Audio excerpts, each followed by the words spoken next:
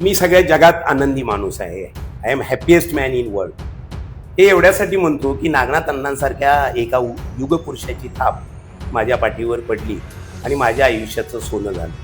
कारण ही माणसं ध्येयवेडी होती. स्वातंत्र्य सैनिकाची पेन्शन न घेणारे नागनाथ अण्णा, स्वतःच्या घरात 40 वर्ष न जाणारे नागनाथ अण्णा, जगाच्या पाठीवर कुठल्याही बँकेत स्वतःचं अकाउंट नसणारे नागनाथ अण्णा, शिक्षण संस्था करतायत पण त्या संस्थेचं 5 रुपयाचं सभासद नसणारे नागनाथ अण्णा, कारखाना काढतायत पण कारखान्याचं सभासदत्व न घेणारे नागनाथ अण्णा, कारखान्याची साखर पडल्यानंतर गेटच्या आत जाणार नाही अशी शपथ घेणारे नागनाथ अण्णा. आता तुम्हीच मला सांगा, आजच्या राजकारण्यांची नागनाथ अण्णांशी तुलना करू शकतो का आपण? किंवा नागनाथ अण्णांच्या 100 शिड्या लावल्या तरी नागनाथ अण्णांच्या पर्यंत पोहोचायची आजच्या राजकारण्यांची कुवत नाही, असं मला नम्रपणे मी सांगू इच्छितो. आता आज जेव्हा आपण बातम्यांमध्ये बघतो की त्यांच्या विचाराबद्दल, त्यांच्या वारशाबद्दल, खरंच त्यांचा वारसा योग्यरित्या पुढे नेला जात आहे का? आता पुढचा प्रश्न जो आहे, अण्णांनी उभं केलं सहकार क्षेत्र असेल, शिक्षण क्षेत्र असेल, त्याची आजची परिस्थिती कशी आहे? हे अण्णांच्या आजच्या राज्यकर्ते हे थोडंसं मी धाडसाचं एक विधान करेन. हे राज्यकर्ते डिरेक्शनलेस राज्यकर्ते, दिशाहीन राज्यकर्ते. तुम्ही स्वतः चांदोली अभयारण्य परिसरात राहता, त्या ठिकाणी वन्यप्राण्यांचा प्रश्न किती गंभीर आहे? पण अलीकडच्या काळामध्ये जिल्हा मध्यवर्ती बँकेचे चेअरमन सन्माननीय मानसिंग भाऊ आमदार झाले गेल्या टर्मला, आणि त्यांनी आपल्या एका टर्मच्या कालावधीमध्ये 300 कोटीपेक्षा जास्त निधी हा वाकुर्डी बुद्रुक योजनेला आणलेला आपल्याला बघायला मिळतो. आता याच्यामध्ये अलीकडच्या जे विद्यमान आमदार सन्माननीय सत्यजित भाऊ आहेत, आता मी काही त्यांच्याबद्दल कामाबद्दल बोलणं म्हणजे मला तर 2 वर्षामध्ये रचनात्मक असं कुठं काम झालेलं आपणाला दिसत नाही आहे किंवा बघायला मिळत नाही आहे. कारण त्यांना आत्ताच संधी मिळालेली आहे आणि त्यामुळं संधी मिळाल्यानंतर अलीकडं काहीतरी मतदारसंघामध्ये रचनात्मक भरीव मोठं एखादं विकास काम आणलं असं काय माझ्या बघण्यात आजपर्यंत काय आलेलं बघायला मिळत नाही.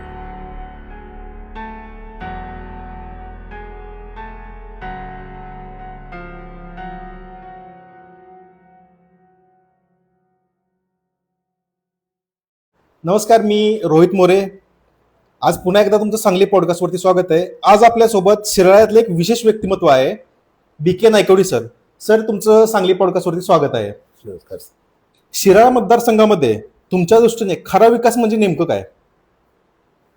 आता शिराळा आमचा हा जर त्याची खरा विकासाबद्दल जर चर्चा करायची झाली तर शिराळा हा आमचा मुळातच डोंगरी तालुका आहे. थोडासा आपल्या सांगली जिल्ह्याचा पश्चिम भाग की जिथं सगळ्या भौगोलिक विविधता थोडीशी आपल्याला बघायला मिळते. याचं कारण असं, प्रचंड मोठ्या प्रमाणावर इथं पाऊस पडत असतो. पावसाळ्यामध्ये पाणी पावसाचं मोठ्या प्रमाणावर पडतं आणि ते वाहून जातं. खाली जमिनीचा स्तरामध्ये जो रॉक ज्याला म्हणतो आपण, हे स्ट्रक्चर असल्यामुळं पाणी वॉटर होल्डिंग कपॅसिटी त्या विभागातली कमी आहे आणि त्यामुळे पावसाळ्यामध्ये पाहून अगदी नोव्हेंबर डिसेंबरपासूनच काही भागामध्ये पिण्याच्या पाण्याच्या समस्या निर्माण होतात. आता या सगळ्या पार्श्वभूमीवर तिथला शेतकरी हा बहुतांशी शेतकरी हा अल्पभूधारक आहे आणि मग इथं उदरनिर्वाहाचं काही साधन नसल्यामुळं आमचे सगळे तरुण 10वी 12वी काय म्हणतो ते होतात आणि आपली मुंबईची वाट धरताना आपल्याला बघायला मिळतंय. आता मुंबईमध्ये सुद्धा आपण जर बघितलं तर एकूण सगळं मराठी माणसाचा टक्का तिथला कमी व्हायला लागलेला आहे. आणि मग मानखूर तिकडे पूर्वी आमचा माणूस दिलाई रोड किंवा तिकडे डोंगरी, कोळीवाडा या विभागामध्ये राहत होता, पण अलीकडच्या काळामध्ये तो इकडं मुंबईच्या बाहेर फेकला गेला आहे आणि तिथेही त्याला कुठं फारसं चांगलं काम मिळतंय अशी अवस्था नाही आहे. आणि त्यामुळे मला वाटतंय की खरा शाश्वत विकास इथला जर व्हायचा असेल तर आपल्या शिराळा पेठ्यामध्ये उद्योगधंदे वाढले पाहिजेत.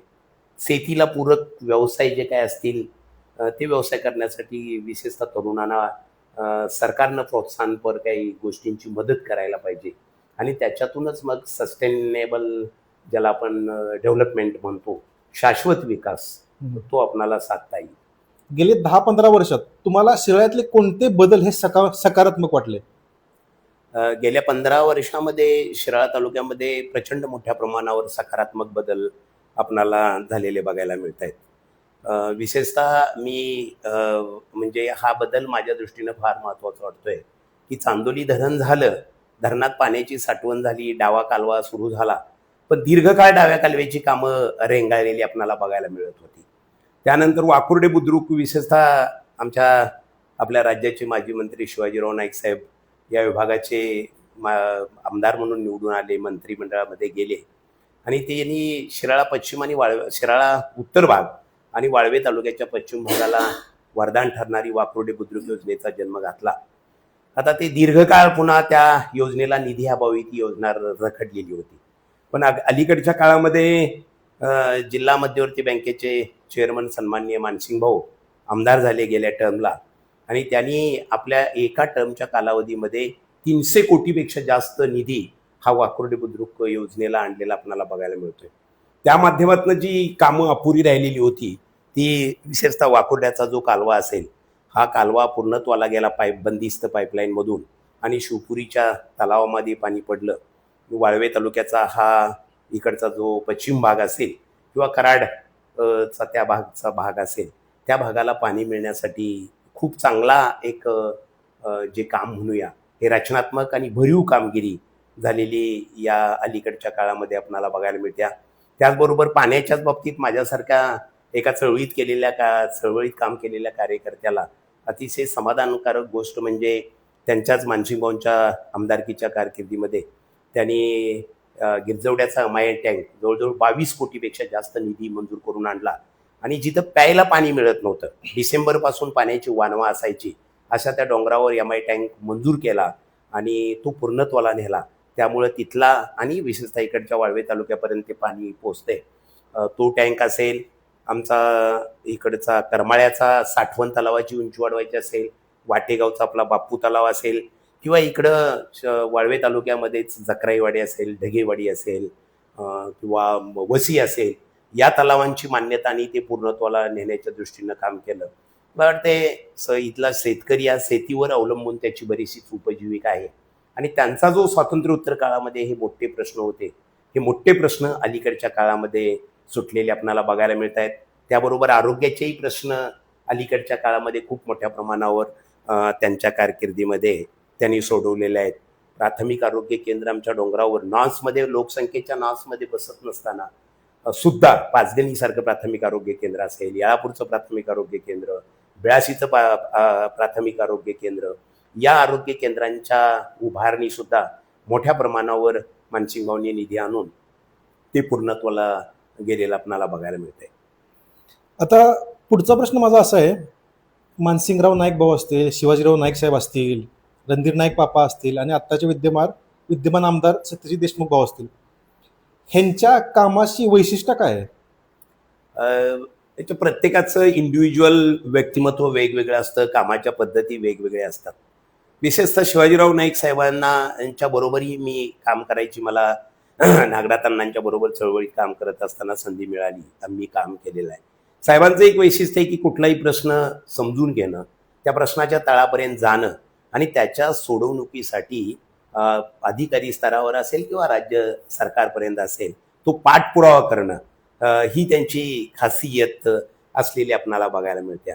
सन्माननीय मानसिंग भाऊंच्या बाबतीमध्ये एखादा प्रश्न समजून घेणं आणि त्याचा पाठपुरावा करणं ही जशी खासियत आहे, तरी त्यांच्यामध्ये एक वैशिष्ट्यपूर्ण गोष्ट अशी आपणाला बघायला मिळते की प्रचंड मोठी निर्णय क्षमता त्याच्यामध्ये आहे, त्यांच्यामध्ये असलेली आपणाला बघायला मिळते. म्हणजे एखादा जर कुठली समस्या असेल तर त्याच्यावर तातडीनं निर्णय घेणं आणि त्याच्या पूर्णत्वासाठी त्याचा पाठपुरावा करणं ही त्यांची एक कामाची खासियत असलेली आपल्याला बघायला मिळते. रणधीर नाईक सुद्धा एक शांत, संयमी आणि युवा नेता आहे. त्यांचे सुद्धा काम करण्याची चांगली हातोटी आहे आणि अलीकडच्या काळामध्ये ते वेगवेगळ्या छोट्या मोठे प्रश्न घेऊन आपणाला मतदारसंघामध्ये काम करत असताना बघायला मिळत आहेत. आता याच्यामध्ये अलीकडच्या जे विद्यमान आमदार सन्माननीय सत्यजित भाऊ आहेत, आता मी काही त्यांच्याबद्दल कामाबद्दल बोलणं म्हणजे मला तर 2 वर्षामध्ये रचनात्मक असं कुठं काम झालेलं आपणाला दिसत नाही आहे किंवा बघायला मिळत नाही आहे, कारण त्यांना आत्ताच संधी मिळालेली आहे आणि त्यामुळं संधी मिळाल्यानंतर अलीकडं काहीतरी मतदारसंघामध्ये रचनात्मक भरीव मोठं एखादं विकास काम आणलं असं काही माझ्या बघण्यात आजपर्यंत काय आलेलं बघायला मिळत नाही मला. शिराळा तालुक्यात अजून कोणत्या कोणत्या समस्या आहेत? शिराळा तालुक्यामध्ये समस्या जर घ्यायचं म्हटलं, सगळ्यात महत्त्वाची समस्या म्हणजे बेरोजगारीची समस्या आहे. जे सुरुवातीलाच मी उल्लेख केला की इथला हा शेतकरी अल्पभूधारक शेतकरी आहे. त्याची क्रयशक्ती अत्यंत कमी आहे आणि त्यामुळं जे जमिनीचे तुकडे झालेले आहेत, विभागणी झालेली आहेत आणि त्यामुळे त्याच्या कुटुंबाचा उदरनिर्वाह होईल एवढं उत्पादन त्याला त्याच्या त्या शेतीमधून निघत नाहीये. आणि मग या सगळ्या जर गोष्टींचा विचार केला तर इथल्या युवकांना त्यांच्या हाताला काम मिळणं हे सगळ्यात माझ्या दृष्टीनं मला वाटतंय महत्त्वाची समस्या असलेली आपल्याला बघायला मिळते. आता शिराळाबद्दल जेव्हा आपण बोलतो तर विकास कामाची घोषणा जास्त दिसते पण प्रत्यक्षात काम कमी, हे चित्र खरं आहे का? खरं आहे ना ते. थोडं अलीकडच्या काळामध्ये हे आपणाला विशेषतः म्हणजे सर्वसामान्य लोकांच्या मध्ये जरी तुम्ही गेला तरी ते जाणवत असताना आपणाला दिसतंय. आता आपल्या भागाकडच्या आरोग्य सुविधा असतील किंवा ग्रामीण दवाखाने असतील, खरंच यांची स्थिती समाधानकारक आज आहे का? ग्रामीण दवाखान्याच्या बाबतीमध्ये विशेषतः स्वातंत्र्योत्तर काळामध्ये प्रचंड मोठ्या प्रमाणावर आरोग्याच्या सुविधा सरकारनं निर्माण केल्या, त्याच्याबद्दल काही दुमत असण्याचं कारण नाही. आत्ताच काही क्षणापूर्वी मी जो उल्लेख केला की छोट्या वस्तीच्या गावांच्या मध्ये सुद्धा प्राथमिक आरोग्य केंद्र उभी करून सरकारनं कोट्यवधी रुपये खर्च केलेले आहेत. पण त्याच्यामध्ये जेवढ्या मोठ्या प्रमाणावर मनुष्यबळ उपलब्ध पाहिजे, आज आमच्या तालुक्यामध्ये तुम्ही जर विचार केला जी प्राथमिक आरोग्य केंद्र आहेत, सागाव असेल, मांगले असेल किंवा आमचं चरण असेल, इकडे शिरशी असेल, अंत्री असेल, शिराळा असेल, शिराळ्यातलं जिल्हा उपरुग्णालय असेल किंवा कोकरूडला आता जिल्हा ग्रामीण रुग्णालय असेल, ही जी सगळी रुग्णालयांच्या मध्ये आपणाला स्टाफ तिथं असलेला बघायला मिळत नाही. म्हणजे इन्फ्रास्ट्रक्चर उभं राहिले, काही साधनं सुविधा तिथं आहेत. आता प्राथमिक आरोग्य केंद्रामध्ये जयंत पाटील साहेब इथले पालकमंत्री असताना त्यांनी स्मार्ट शाळा आणि स्मार्ट प्राथमिक आरोग्य केंद्राची योजना आणली.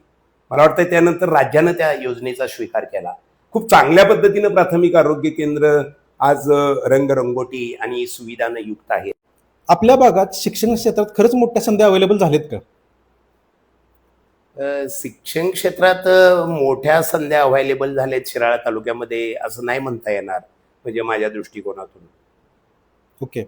आता जेव्हा आपण शिराळा भागाबद्दल जेव्हा बोलतो तर इकडं रोजगार निर्माण करणारे उद्योग काय येत नाही, ती काय अडचण असेल? काय एक भौगोलिक दृष्ट्या सुद्धा त्याचं एक कारण असू शकेल. शिराळा थोडा आत मुख्य हायवे पासून आत पडतोय म्हणा, किंवा जो कच्चा माल मिळण्यामधल्या अडचणी असतील.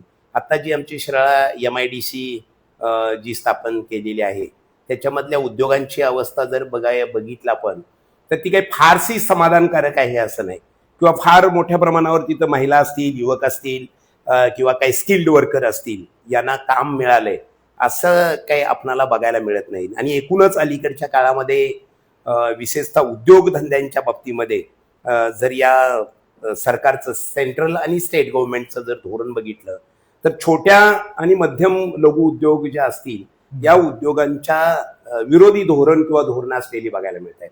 उदाहरणार्थ आपल्या तालुक्यामध्ये 2 सहकारी साखर कारखाने आहेत. कैलासवासी विश्वासराव नाईक आणि आनंदराव तात्या, स्वातंत्र्य सैनिक आनंदराव नाईक तात्या यांनी हे जे विकासाचं, तालुक्याच्या विकासाचं सहकाराचं रोपटं सहकारी साखर कारखानदारीच्या माध्यमातून जे रोवण्याचं काम केलं. आज ते कारखाने चालू आहेत. म्हणजे आमच्या तालुक्यातलंच नाही, आपल्या तर सबंध महाराष्ट्रामधली सहकारी चळवळ आज अडचणीत असलेली आपल्याला बघायला मिळते. एकूण केंद्र सरकारचं धोरण साखरेबद्दलचं आणि राज्य सरकारची ही जी धोरणं आहेत ही धोरणं विरोधी असलेली बघायला मिळते. म्हणजे शेतकऱ्यांची वारंवार FRP वाढवली जात्या पण त्या तुलनेत MSP वाढवली जाते नाही. आणि हा जो मधला गॅप आहे, हा गॅप भरून काढण्यासाठी FRP प्रमाणे जो शेतकऱ्यांना दर दिला जातोय त्याच्यासाठी कारखाने शिल्लक साखरेवर कोट्यवधी रुपयाचं कर्ज काढतायत आणि त्या कर्जाच्या व्याजापोटी बँकांना कोट्यवधी रुपये भरतायत. आणि त्यामुळं परिस्थिती अशी होती की शेतकऱ्यांना अपेक्षित दर मिळत नाही. आणि हा जो शेतकऱ्यांनी एकत्रित येऊन शेतकऱ्याच्या शेतीमालावर प्रक्रिया करणारा जो उद्योग काढलेला आहे तो उद्योग आज अडचणीत असलेला आपल्याला बघायला मिळतोय. तो जेवढ्या सक्षमपणे चालला पाहिजे, म्हणजे ग्रामीण अर्थव्यवस्थेचा कणा आहे याच्यामधनं सेंटर आणि राज्य सरकारला हजारो कोटी रुपयेचा जो ड्युटी आपण म्हणतो किंवा जे टॅक्सेस कराच्या रूपामधनं सरकारला आपण देत असतो, पण तेवढ्या मोठ्या प्रमाणावर आज केंद्र सरकारचं आणि राज्य सरकारचंही या उद्योगाकडं लक्ष असलेलं आपल्याला बघायला मिळत नाही. आणि म्हणून मग हे उद्योग सुद्धा आज सगळ्याच स्तरावर सगळीकडले, नुसतं आपल्या तालुक्यातले नाही किंवा जिल्ह्यातले नाही, तर राज्यामधला साखर उद्योग आज संकटात असलेला आपल्याला बघायला मिळतोय. आता आपण पुढे थोडंसं इतिहासाबद्दल बोलूया. नागनाथ अण्णा नायकवडी ह्यांचा सहवास तुम्हाला लाभला, त्यांच्या काही आठवणी तुम्ही सांगू शकाल का? अण्णांच्या अनुषंगानं मी नेहमी असं सांगतो, म्हणजे ज्यावेळी खाजगीत किंवा सार्वजनिक ठिकाणी मी असं म्हणतो की मी सगळ्या जगात आनंदी माणूस आहे. I am happiest man in world. हे एवढ्यासाठी म्हणतो की नागनाथ अण्णांसारख्या एका युगपुरुषाची थाप माझ्या पाठीवर पडली आणि माझ्या आयुष्याचं सोनं झालं. म्हणजे अण्णांच्या संपर्कामध्ये आम्ही आलो आणि अण्णांनी आमचं सगळं जीवनच बदलून टाकलेलं आज जे कोण आम्ही आहोत ते निव्वळ आणि निव्वळ नागनाथ अण्णांच्यामुळे. एक वैचारिक आयुष्याला दिशा असेल, काम करण्याची पद्धत असेल, सर्वसामान्य लोकांच्या प्रश्नाबद्दल जी तळमळ किंवा चाड जी आमच्यामध्ये निर्माण झाली, याचं सगळं श्रेय हे नागनाथ अण्णांना द्यावं लागेल. कारण ते माझे, म्हणजे विशेषतः मी त्याच्या पुढे जाऊन सांगेन की माझ्या आईनंतर जर माझ्यावर कुणी प्रेम केलं असेल तर ते नागनाथ अण्णांनी माझ्यावर प्रेम केलेलं आहे. अण्णांचं जे नेतृत्व होतं, बरोबर आहे, जे अण्णांचं नेतृत्व होतं ते आजच्या राजकारणात खूप दुर्मिळ आहे असं तुम्हाला वाटतं का? नागनाथ अण्णा, विशेषतः क्रांतिवीर नाना पाटलांच्या नेतृत्वाखाली नागनाथ अण्णांच्या व्यक्तिमत्वाची जडण झाली. नागनाथ अण्णा, क्रांतिवीर नाना पाटील 42च्या चळवळीमध्ये वाळव्यामध्ये अण्णांच्या घराशेजारीच एक मारुतीचं मंदिर आहे, तिथं सभा घ्यायला यायचे आणि नाना पाटलांच्या खासियतनुसार ते त्या मंदिरामध्ये आले की मंदिराची घंटा वाजवायचे आणि छत्रपती शिवाजी महाराजांच्या नावाची घोषणा द्यायची, महात्मा गांधींच्या नावाची घोषणा द्यायची. आणि या घोषणा ऐकून जो विद्यार्थी अगोदर येईल त्याच्या हातामध्ये तिरंगा झेंडा नाना पाटील द्यायचे. अण्णांचं घर जवळ होतं, त्याचा फायदा म्हणा किंवा अण्णा सतर्क थोडे लहानपणापासूनच असायचे. वयाच्या 8व्या वर्षी सगळ्यात पहिल्यांदा नाना पाटलांच्या जवळ जाणारा विद्यार्थी म्हणजे नागनाथ अण्णा. आणि त्याचा फायदा असा व्हायचा की नाना पाटील सगळे मुलं, काही शेतकरी जमा झाले की गावातून फेरी काढायचे. मग जो पहिल्यांदा येईल त्याच्या हातामध्ये तिरंगा झेंडा द्यायचे. मग नागनाथ अण्णांच्या हातामध्ये तो तिरंगा झेंडा मिळायचा आणि त्याच्यानंतर मग गावातून फेरी काढली जायची. मला या निमित्तानं हे सांगायचं आहे की नागनाथ अण्णा स्वातंत्र्यपूर्व काळामध्ये प्रचंड मोठी अशी ब्रिटिश सत्तेला हादरा देणारी त्यांनी कामगिरी केली. देशाला स्वातंत्र्य मिळालं आणि मग अण्णांच्या लक्षात आलं की अरे, हे फसलेलं स्वातंत्र्य, हे भांडवलदारांच्या ताब्यात स्वातंत्र्य गेलेलं आहे. आणि म्हणून ज्या खऱ्या स्वातंत्र्यासाठी आम्ही जी लढाई केली, भगतसिंग बाबूगेनू फासावर गेले, ते स्वातंत्र्य नाही आहे. आणि म्हणून पुन्हा या गरिबांनो या झेंडा हाती घ्या, अशी नाना पाटलांच्या नेतृत्वाखाली त्यांनी घोषणा देणारे नागनाथ अण्णा, की ज्यांच्या नसानसामध्ये राष्ट्रप्रेम आणि इथल्या शेतकरी असेल, दलित असेल, आदिवासी असेल किंवा इथला कुठलाही संकटग्रस्त कुठल्याही जाती धर्माचा माणूस असेल, त्याच्या मुक्तीचा लढा त्यांच्या डोक्यामध्ये होता. आजचे राजकारणी आणि नागनाथ अण्णा एक जमीन आणि आसमानचा ज्याला फरक म्हणूया, हा फरक आपणाला बघायला मिळतो. कारण ही माणसं ध्येयवेडी होती. स्वातंत्र्य सैनिकाची पेन्शन न घेणारी नागनाथ अण्णा, स्वतःच्या घरात 40 वर्ष न जाणारी नागनाथ अण्णा, जगाच्या पाठीवर कुठल्याही बँकेत स्वतःचं अकाउंट नसणारे नागनाथ अण्णा, शिक्षण संस्था करतायत पण त्या संस्थेचं 5 रुपयाचं सभासद नसणारे नागनाथ अण्णा, कारखाना काढतायत पण कारखान्याचं सभासदत्व न घेणारे नागनाथ अण्णा, कारखान्याची साखर पडल्यानंतर गेटच्या आत जाणार नाही अशी शपथ घेणारे नागनाथ अण्णा. आता तुम्हीच मला सांगा, आजच्या राजकारण्यांची नागनाथ अण्णांशी तुलना करू शकतो का आपण? किंवा नागनाथ अण्णांच्या 100 शिड्या लावल्या तरी नागनाथ अण्णांच्या पर्यंत पोचायची आजच्या राजकारण्यांची कुवत नाही, असं मला नम्रपणे मी सांगू इच्छितो. आता त्यांची ओळख अशी होती की सर्वसामान्य माणसांसाठी झटणारा नेता. त्यांच्यासोबतचा एखादा क्षण असा आठवतो का त्या काळातला? असे खूप क्षण सांगता येतील, कारण मी सुरुवातीलाच नमूद केलं की मी खूप भाग्यवान आहे. नागनाथ अण्णांचा सहवास मला मिळाला, म्हणजे जगातला मी आनंदी माणूस आहे. एक प्रसंग नाही, असे शेकडो प्रसंग सांगता येतील त्यांच्या, की एखादा दुःखी, एखादा कष्टी दिसला तर त्यांच्या डोळ्यातून आपोआप पाण्याच्या धारा लागत होत्या. एखादा बैलगाडीवान जर अपघात झाला आणि त्याला दवाखान्यात न्यायचा असेल तर स्वतःची गाडी, कारखान्यावर गेटवर जर गाडी उपलब्ध नसेल तर स्वतःची गाडी त्या मजुराला देणारे नागनाथांना. इकडे वारणेला धरण झालं आणि धरणामध्ये आमच्या शिराळा पेठ्यातल्या, विशेषतः आपल्या शिराळा पेठ्यातल्या हजारो शेतकऱ्यांचे संसार उद्ध्वस्त झाले. शेववाडी तालुक्यातल्या शेतकऱ्यांचे संसार उद्ध्वस्त झाले. म्हणून महाराष्ट्रातला कुठला कारखाना किंवा कुणी पुढं आलं नाही. नागनाथांना त्यांच्या पुनर्वसनासाठी पुढं आले आणि हयात त्यांचं विकसनशील पुनर्वसन झालं पाहिजे म्हणून नागनाथांनी पायाला भिंगरी बांधून सरकारच्या विरोधामध्ये प्रचंड मोठ्या प्रमाणावर असल्या आमच्या डोंगरातल्या साध्या भोळ्या शेतकऱ्यांना एकत्रित केलं आणि त्यांचा एक लढा, प्रचंड मोठा असा लढा उभा करून आज जो धरणग्रस्तांना काय जे सगळं त्यांचं जे थोडंसं विकसनशील पुनर्वसन म्हणूया आपण, 100% नाही पण काही प्रमाणामध्ये जे लाभ मिळालेले बघायला मिळत आहेत याचं 100% श्रेय हे नागनाथांच्या धरणग्रस्तांच्या लढ्याला द्यावं लागेल. धरणं वारणेवर झाली हा प्रसंग आपण कधी विसरू शकत नाही. म्हणजे धरणामुळे शेतीला पाणी मिळालं, म्हणजे काही भागाला पाणी मिळालं, पण तिकडं दुष्काळ भागाला पाणी मिळत नाही. आणि म्हणून पहिली परिषद अण्णांनी 1993 साली आटपाडी तालुक्यामध्ये पहिली परिषद घेतली आणि आज तुम्हाला बघायला मिळते टेंबू योजना जी नकाशावर नव्हती, कुठं तिचा प्लॅन नव्हता, सरकारकडे काही त्याच्याबद्दल काही ठोस असं धोरण नव्हतं, ती टेंबू योजना जन्माला घालणं आणि आज इथं टेंबू, कराडजवळ टेंबूपासून मंगळवेड्यापर्यंत, सांगोला मंगळवेड्यापर्यंत पाणी दुष्काळी भागाला पोहोचलेलं आपल्याला बघायला मिळतंय. म्हणजे नुसतं सांगली जिल्ह्यामध्ये किंवा सोलापूर नाही तर सांगली, सातारा आणि सोलापूर या 3 जिल्ह्यातल्या 13 दुष्काळी तालुक्यांची चळवळ बांधली आणि त्याच्यामध्ये सलग आज अखेर काम करायची माझ्यासारख्या एका छोट्या कार्यकर्त्याला संधी मिळाली. हे म्हणजे प्रसंग नागनाथांच्या म्हणजे मला भावलेले म्हणूया की सामान्य माणसाला न्याय मिळाला पाहिजे याच्यासाठी निरपेक्ष वृत्तीनं, मला राजकीय गेन याच्यातनं काय आहे किंवा मला राजकीय बेनिफिट काय मिळणार आहे याचा विचार न करता त्यांनी ही जी केलेली कामं आहेत ती चंद्रसूर्य आहे तोपर्यंत कुणी पुसू शकत नाही, असे एक उतराई ज्याला म्हणूया समाजाचं ऋण फेडण्यासाठी त्यांनी केलेली त्यांच्या आयुष्यामधली मोठ्या संघर्षात्मक या चळवळी आहेत. स्वातंत्र्य लढ्यामध्ये त्यांनी भागीदारी केलीच, ती खूप मोठी अशी निर्णायक लढाई त्यांनी केली. मग ती धुळे खजिना असेल, कोल्हापूर जिल्ह्यातल्या सांगावच्या बंदुका लुटीचा असेल किंवा इकडं सेनोली स्पेशल ट्रेन लूट असेल, सातारचा 18 फूट उंचीच्या तटावरून त्यांनी जेल फोडलेला असेल, हे धाडशी कामं केलीच. पण त्याच्या इतकीच महत्वाची कामं स्वातंत्र्योत्तर काळामध्ये ह्या रचनात्मक आणि ही संघर्ष सरकारबरोबर सर्वसामान्य माणसाला न्याय देणारी कामं केलेली आहेत. म्हणून या घटना फार निर्णायक म्हणूया किंवा न विसरता येण्यासारख्या त्यांच्या आयुष्यामधली ही कामगिरी असलेली आपल्याला बघायला मिळते. आता आज जेव्हा आपण बातम्यांमध्ये बघतो की त्यांच्या विचाराबद्दल, त्यांच्या वारशाबद्दल, खरंच त्यांचा वारसा योग्यरित्या पुढे नेला जात आहे का?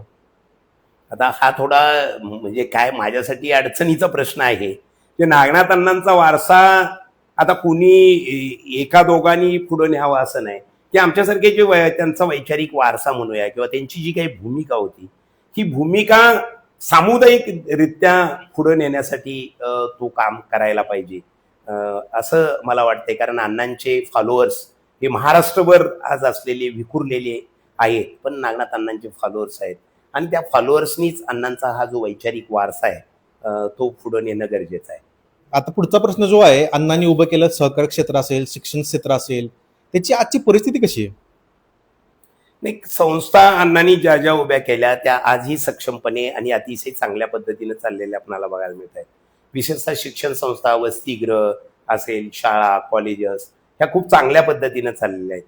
मी मगाशी उल्लेख केला सहकाराच्या बाबतीत सध्या सहकारी साखर कारखानदारी या अडचणीची आहे. या अडचणीच्या परिस्थितीमध्ये सुद्धा हुतात्मा सहकारी साखर कारखाना हा कामगारांचा बोनस असेल, वेळेवर दिला जाणारा तिथला पगार असेल, शेतकऱ्यांच्या ऊसाची बिलं असतील किंवा अन्य काही व्यापाऱ्यांची वगैरे बिलं असतील, ही वेळेवर दिला जाणारा एक सहकारी साखर कारखाना म्हणून आजच्या घडीलाही, आजच्या क्षणाला आज आपणाला चाललेला बघायला मिळतोय. म्हणजे अण्णाच्या पश्चाती अतिशय सक्षमपणे म्हणजे नुसता कारखानाच नाही तर शिक्षण संस्था, बँक, बाजार या संस्था उत्तम रीतीनं चाललेल्या आज आपणाला बघायला मिळत आहेत. आता अण्णांच्या काळात जन आंदोलन व्हायचे, त्या काळातलं आंदोलन आहे ह्या काळात आंदोलन किती फरक आहे? खूप मोठा फरक असलेला आपल्याला बघायला मिळतोय. अण्णांचं एक असं होतं वैशिष्ट्य, एखाद्या पिढीमध्ये असे तुलना एखाद्या व्यक्तिमत्वांची कुणाशी होऊ शकत नाही. त्याचं कारण असं आहे की अण्णा ज्या परिस्थितीमधून आले, अण्णांनी जो काळ अनुभवला, अण्णांचं जास्त वाचन करत होते वगैरे असं नाही, पण अण्णा हेच मोठा एक ग्रंथ होता. कारण अनुभव एक मुसोलीचा इटालीचा हुकुमशाह मुसोलिनी एके ठिकाणी त्याला प्रश्न विचारला तुमच्यासारख्या पत्रकारानं, अरे बाबा तू जग जिंकायला चाललायस, हे कुठं शिकलास? तर मुसोलिनी उत्तर देतो की I have attended only one school, that is the school of life, and I have sat at the feet of one teacher, that is experience. म्हणजे तो म्हणतो की अनुभव नावाच्या शाळेत किंवा अनुभव नावाच्या गुरुच्या पायाशी, जीवनाच्या शाळेत मी हे सगळे धडे, जीवन ही एक शाळा आहे आणि अनुभव हा माझा गुरु आहे, त्याच्या पायाशी मी हे सगळे धडे शिकलेलो आहे. तसं नागनाथ अण्णांचं जीवन हे सगळं अनुभवावर आधारित होतं, स्वातंत्र्यपूर्व आणि स्वातंत्र्योत्तर काळामध्ये. आणि प्रचंड मोठी विचारावरली निष्ठा जी होती, ती विचारावरली निष्ठा जर आजच्या काळात आजच्या पिढीशी जर आपण कम्पेअर करायला लागलो तर आपणच चुकेल, आपली गल्लत होईल ती. तर ती तशी आपण करू शकत नाही. कारण नागनाथ अण्णा, नाना पाटील यासारखी जी अलीकडच्या काळात त्यांच्या थोड्याशा फरकाने एन डी पाटील असतील, कॉम्रेड गोविंद पानसरे असतील, ही जी माणसं ही आकाश एवढी मोठी माणसं होती आणि त्यामुळे त्यांची तुलना नाही कुणाशी होऊ शकत आणि त्यांची बरोबरीही कोणी करू शकत नाही. प्रचंड मोठा काळ बदललेला आहे. मगाशी जो उल्लेख केला जमीन आणि आसमानचा फरक, तो आपणाला फरक बघायला मिळतो. कारण त्यांनी एक हातात घेतलेलं काम ते पूर्णत्वाला नेणं ही त्यांची खासियत होती. त्याच्यातनं मला राजकीय गेन काय मिळणार आहे हे त्यांच्या डोक्यात नव्हतं. इथला दबलेला, पिचलेला, शोषित, पीडित वर्गाला न्याय देणं हेच एक ध्येय होतं आणि त्या ध्येयापर्यंत जाण्यासाठी जे जे करावं लागेल ते नागनाथांना करत होते. त्याच्यासाठी कोणतीही तडजोड, राजकीय तडजोड, वैचारिक तडजोड त्यांनी आयुष्यात कधीही केली नाही. आजचे जे लोकप्रतिनिधी आहेत, जे होणारे लोकप्रतिनिधी आहेत, त्यांनी जर अण्णांच्याकडनं किंवा अण्णांच्या जुन्या काळातला जर राजकीय धडा जर शिकायचा किंवा घ्यायचा असेल तर तो काय असेल? हे अण्णांच्या आजच्या राज्यकर्ते, हे थोडंसं मी धाडसाचं एक विधान करेन, हे राज्यकर्ते डिरेक्शनलेस राज्यकर्ते आहेत, दिशाहीन राज्यकर्ते आहेत. कारण याचं कारण असं, आज महाराष्ट्रातल्या काही घराण्यांना स्वातंत्र्यपूर्व काळामध्ये शुभ नावाच्या गोऱ्या साहेबानं काँग्रेसची स्थापना केली 1882ला. त्या काळात एक घोषणा होती, या गरिबांनो या झेंडा हाती घ्या, काँग्रेसची हाकातूम आहे हो, भांडवलशाही ठेवायची नाही ठेचायची आता आहे. काँग्रेसनं देशाला स्वातंत्र्य मिळवण्यात गांधी नेहरूंसारखी उत्तुंग व्यक्तिमत्व, आकाश एवढी मोठी व्यक्तिमत्व, या देशाला स्वातंत्र्य मिळालं आणि स्वातंत्र्योत्तर काळामध्ये ज्यांना सत्तेचा लाभ मिळाला, आज त्यातलीच काही घराणं, त्यातलेच काही त्यांचे वारस ह्या चुकीच्या दिशेला, वैचारिकदृष्ट्या चुकीच्या विषय म्हणूया, की ज्या काँग्रेसनं इथं समतेचा, न्यायाचा विचार पुढे नेण्याचं काम केलं, इथला जो पिचलेला गरीब माणूस असेल, इथले जे अल्पसंख्याक असतील, त्यांना जी सुरक्षिततेची भावना ज्या काँग्रेसच्या राजवटीमध्ये दिली गेली, त्या विचाराला सुरुंग लावणाऱ्या विचारधारेबरोबर आज ही माणसं गेलेली आपल्याला बघायला मिळते. आणि आज जर तुम्हाला नागनाथ अण्णांसोबत जर बोलायची संधी मिळाली तर तुम्ही काय सांगाल? मी एवढंच सतत मी कारण खूप जवळून त्यांच्याबरोबर काम केल्यामुळं आज जो हा जात जमातवाद, धर्मवाद, माणसामाणसामध्ये भेद निर्माण करणारा हे जे वातावरण संबंध महाराष्ट्रामध्ये आणि देशामध्ये जे निर्माण केलं जातंय, माझ्या मनाला सगळ्यात जास्त खटकणारी गोष्ट आहे. आणि अण्णा माझ्या माहितीप्रमाणे याच्यावर प्रचंड मोठं काम करत होतो. तुमच्या माहितीसाठी सांगतो, 6 डिसेंबर 1992ला ज्यावेळी अयोध्येमध्ये बाबरी मशीद पडली, त्यावेळी अण्णांनी देशात पहिल्यांदा वाळव्यामध्ये विद्यार्थी, कामगार, शेतकरी यांच्या मदतीनं निषेधाची फेरी काढलेली होती. आणि त्यांनी लगेच संकल्प सोडला की बाबा इथं राष्ट्रीय एकात्मता नांदायला पाहिजे. पिढ्यानपिढ्या हे इथले अल्पसंख्याक असतील, इथले दलित असतील, इथले सवर्ण असतील, हे सगळे एकत्र राहत आहेत, हे गुण्यागोविंदांना नांदले पाहिजे. म्हणून सांगली, सातारा, कोल्हापूरमध्ये 1000 सभा घ्यायचा संकल्प केला. आणि 26 मे 1992ला त्यांनी एक किनी परिषद 1993ला 26 मे 1993ला 1 लाख लोकांची किनी परिषद घेतली आणि तिथं त्या धर्मांध आणि जात्यांध शक्तींच्या विरोधामध्ये आसूड ओढायचं काम त्या परिषदेमध्ये केली. लगेच 6 डिसेंबरला त्यांनी वाळवा ते हुतात्मा नगर, त्यांचे 2 सहकारी जिथं हुतात्मे झाले तिथपर्यंत 80 किलोमीटर मानवी साखळी, माणसाला माणूस जोडणारं जे एक प्रतीक म्हणून मानवी साखळीचं, ती मानवी साखळी त्यांनी घेण्याचा प्रयत्न केला. आणि म्हणून मी त्यांच्याशी आज जो माझ्यासारख्या कार्यकर्त्याला जी अस्वस्थता आतून की हे जे सामाजिक स्वास्थ्य बिघडलं जात आहे, माणसांच्या बद्दल गैरसमज, माणसामध्ये भेद निर्माण केला जातोय, हा विषय त्यांच्याशी शेअर केला असता आणि ह्याच्यावर काय आपणाला करता येईल, सामाजिक स्वास्थ्य कसं अबाधित राहील याच्यासाठी आपणाला, म्हणजे मी म्हणण्या अगोदर त्यांनीच आम्हाला कामाला लावलं असतं की आपण चला गावोगाव लोकांच्या मध्ये, कारण ही ज्ञानोबा तुकारामांची भूमी आहे. म्हणजे ज्या ज्ञानेश्वरांनी हे विश्वची माझे घर, ऐसी मती जयाची असतील किंबहुना चराचर आपण झाला, हे ज्या ज्ञानोबांनी सांगितलं, ज्या तुकारामांनी इथल्या त्या तत्कालीन परिस्थितीविरुद्ध, तिथल्या तत्कालीन शोषणाविरुद्ध, तत्कालीन विषमतेविरुद्ध आपल्या अभंगांच्या मधून जे आसूड ओढायचं काम केलं, त्या तुकोबा आणि ज्ञानोबाची ही भूमी आहे. महात्मा ज्योतिबा फुलेंची ही भूमी आहे. राजर्षी छत्रपती शाहू महाराजांची ही भूमी आहे. आणि ज्या रयतेचा राजा जे स्वराज्य स्थापन केलं, या भूमीवर पहिल्यांदा स्वराज्य हा शब्द ज्या छत्रपती शिवरायांनी दिला, सगळ्या जाती धर्मातल्या लोकांना घेऊन या ठिकाणी त्यांनी रयतेचं राज्य हे जे स्वराज्य स्थापन केलं, त्या छत्रपती शिवरायांची ही भूमी आहे.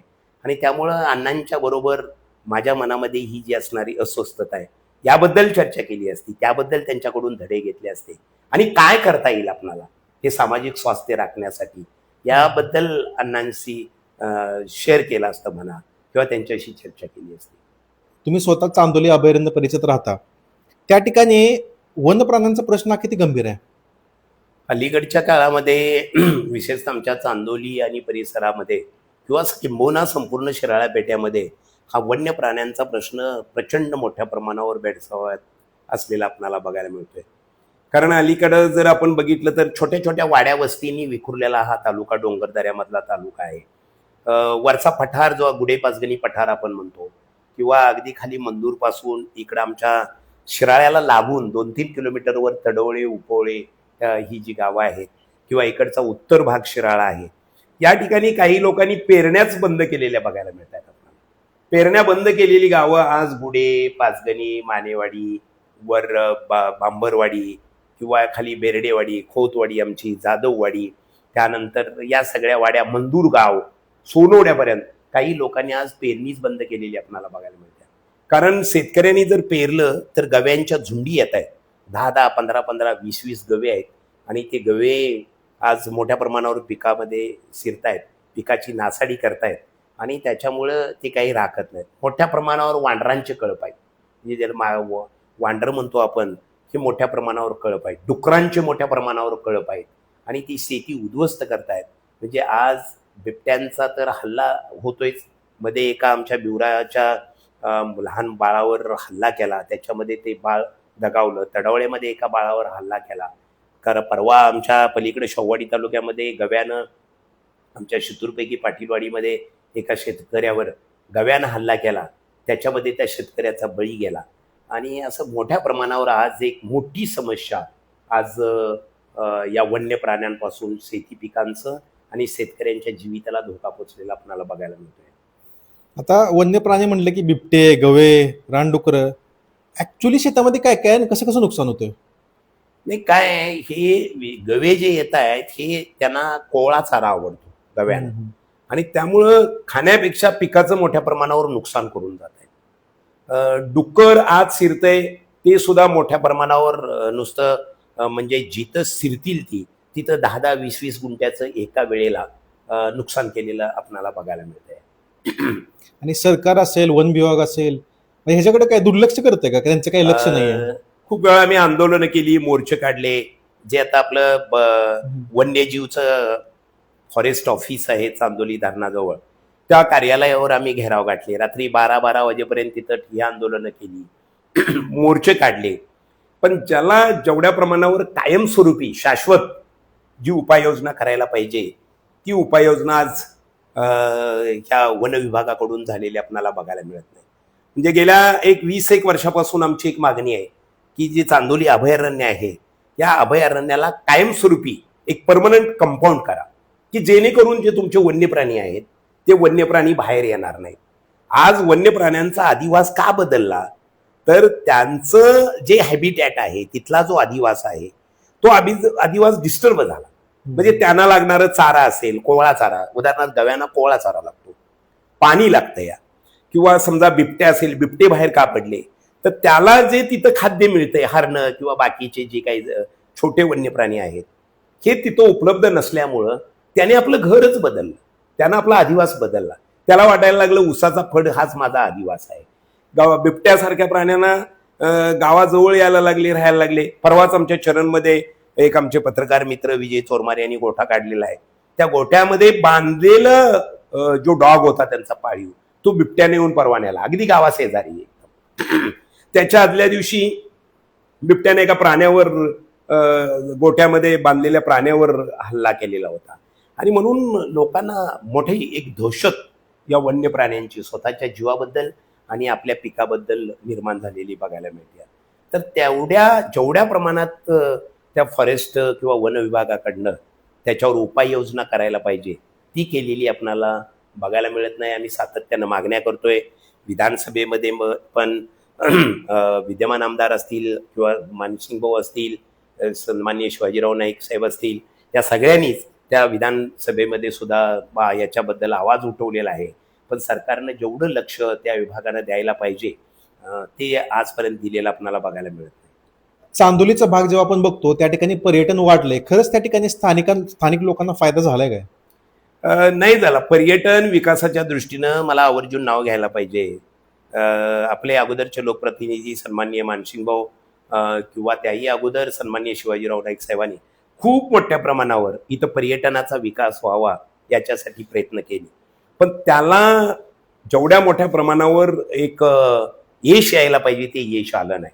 म्हणजे मागणीच अशी होती आमच्या विभागातल्या लोकांची, लोकप्रतिनिधींची, की धरणाच्या भिंती ला लागून एखादं जसं इकडे आपला वृंदावन गार्डन टाईप झाली आहे किंवा पैठण लांबच्या गार्डन झालेली आहे आपल्या, तसं एखादी गार्डन डेव्हलप व्हावी. वसंतदादांच्या विशेष प्रयत्नातून ज्यांनी या राज्याचं 4 वेळा मुख्यमंत्री म्हणून काम केलं, एक स्वातंत्र्य सेनानी होते आणि ग्रासरूट मधलं एक मोठं महान व्यक्तिमत्व आपल्या जिल्ह्याला दादांच्या रूपानं मिळालेलं होतं. त्यांचं नाव वसंत सागर असं दिलेलं आहे. तर त्यांचा एक मोठा भव्य असा तिथं पुतळा उभा राहावा आणि त्या एक बगीचा निर्माण व्हावा तिथं. यासाठी सातत्यानं पाठपुरावा केला, पण सरकारनं त्याला जे लक्ष द्यायला पाहिजे ते लक्ष दिलं नाही. जे पर्यटनाच्या दृष्टीनं ज्या गोष्टी तिथे डेव्हलपमेंट व्हायला पाहिजे ती झाली नाही. आणि त्यामुळं मग मोठे गुंतवणूक करणारे एखादे हॉटेल्स असतील किंवा अन्य काही गुंतवणुकीसाठी जे कमर्शियल म्हणूया व्यापारी तिथं यायला पाहिजे ते आले नाहीत. आणि त्याच्यामुळं स्थानिक युवकांना वगैरे रोजगार मिळण्याच्या काही चान्सेस अजून तर काही दिसत नाही आहेत आपल्याला. ऍक्च्युली हा अत्यंत महत्वाचा प्रश्न आहे. शिराळ्याची ऐतिहासिक पार्श्वभूमी काय आहे? काय आहे, शिराळा तालुक्याला प्रचंड मोठी दैदिप्यमान असा राजकीय, सामाजिक आणि सांस्कृतिक वारसा आहे. दैदिप्यमान यासाठी म्हणतोय की स्वातंत्र्यपूर्व काळामध्ये खूप मोठी कामगिरी या तालुक्याची आपणाला असलेली बघायला मिळते. जे 1942 साली 3 ऑगस्ट 1942ला प्रति सरकार क्रांतिवीर नाना पाटलांच्या नेतृत्वाखाली जे स्थापन झालं ते सगळ्या आम्हा शिराळकरांची अभिमानानं छाती फुगून यावी अशी ती घटना आहे. आमच्या तालुक्यातलं पनुमरे तर्फ शिराळा म्हणून या एका डोंगरातल्या छोट्याशा गावामध्ये प्रति सरकारची स्थापना नाना पाटलांच्या नेतृत्वाखाली झाली. आणि त्या प्रति सरकारनं जी कामगिरी केली त्याची ब्रिटिश पार्लमेंटला, त्यांच्या देशामध्ये इंग्लंडच्या पार्लमेंटमध्ये त्याची दखल घ्यावी लागलेली होती. हे तुम्हाला सगळ्यांना माहिती आहे की तिथं प्रश्न विरोधी पक्षानं त्यावेळी विचारलेला होता की दक्षिण साताऱ्यामध्ये इंग्रजांचं सरकार आहे का बाबा, तिथलं जे नाना पाटलांच्या नेतृत्वाखालं पॅरलल गव्हर्नमेंट काम करतंय, असा प्रश्न तिथल्या सत्ताधाऱ्यांना ब्रिटिश पार्लमेंटमध्ये त्या काळामध्ये विचारावा लागलेला होता. दुसरं एक वैशिष्ट्य असं शिराळा तालुक्याचं की त्यावेळच्या ब्रिटिश सत्तेविरुद्ध जे पोलीस पाटलांनी राजीनामे दिले ती देशातली एकमेव घटना आहे. 82च्या आमच्या गणपतराव पाटील म्हणून त्यांना दादा म्हणून ओळखलं जात होतं, त्यांच्या नेतृत्वाखाली शिराळा पेठ्यातल्या 100% पोलीस पाटलांनी राजीनामे देण्याचं कामगिरी केलेली होती.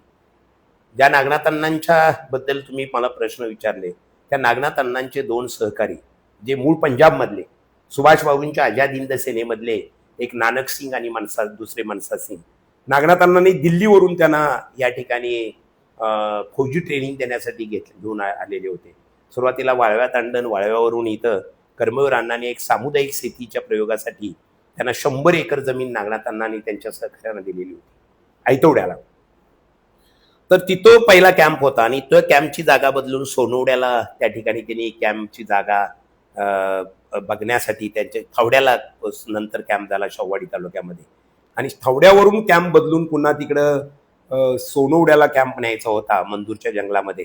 तर त्यासाठी तिथं जात असताना तो ब्रिटिश पोलिसांशी समोरासमोर त्यांचं फायरिंग झालं आणि नागनाथ अण्णांचे 2 सहकारी हुतात्मा झाले, एक नानक सिंग आणि दुसरे मनसा सिंग. ही घटना आमच्या शिराळा पेठेमध्ये घडलेली होती. त्याही अगोदर 1930 सालचा जो जगामध्ये गाजला जंगलचा सत्याग्रह, हा आमच्या बिळाशीला म्हणजे चरण आणि बिळाशी म्हणून जो उल्लेख केला जातो, त्या बिळाशीचा जंगलचा सत्याग्रह झालेला होता. सगळ्यात महत्वाचं म्हणजे खुद्द वाळवे तालुक्यामध्ये भूमिगतांना पकडून देण्याच्या घटना झालेल्या होत्या. नागनाथांना नेहमी म्हणायचे की मला खुद्द वाळवे गावामध्ये हिंदू महासभेचा एक कार्यकर्ता SW देशपांडे, सदाशिव वामन देशपांडे नावाच्या एका कार्यकर्त्यानं नागनाथ अण्णांना पकडून दिलेलं होतं. पण माझ्या शिराळा पेठ्यामध्ये माझी कुठेही फंद फितुरी झालेली नव्हती. हे आमच्या शिराळा तालुक्याचं वैशिष्ट्य होतं. म्हणजे भूमिगतांना संरक्षण देण्याचं काम शिराळा पेठ्यानं सातत्यानं प्रामाणिकपणे आमच्या डोंगर कपारीमध्ये राहणाऱ्या लोकांनी केलेलं होतं. आणि ही एक प्रचंड मोठी ऐतिहासिक पार्श्वभूमी होती. स्वातंत्र्योत्तर काळामध्ये सुद्धा एका महिलेला 52 साली सरोजिनी बाबर म्हणून ज्या कवयित्री आणि लेखिका महिला होत्या, त्यांना पहिली आमदारकी त्यांनी करण्याचं काम केलेलं होतं. शेतकरी कामगार पक्षाच्या वतीनं संयुक्त महाराष्ट्र समितीचे उमेदवार म्हणून एक स्वातंत्र्य सैनिक आणि नागनाथ अण्णांचे सहकारी YC पाटील म्हणून यशवंत चंद्रू पाटील यांनी त्यावेळी 57 साली दुसऱ्यांदा आमदार म्हणून करण्याची संधी त्यांना मिळालेली होती.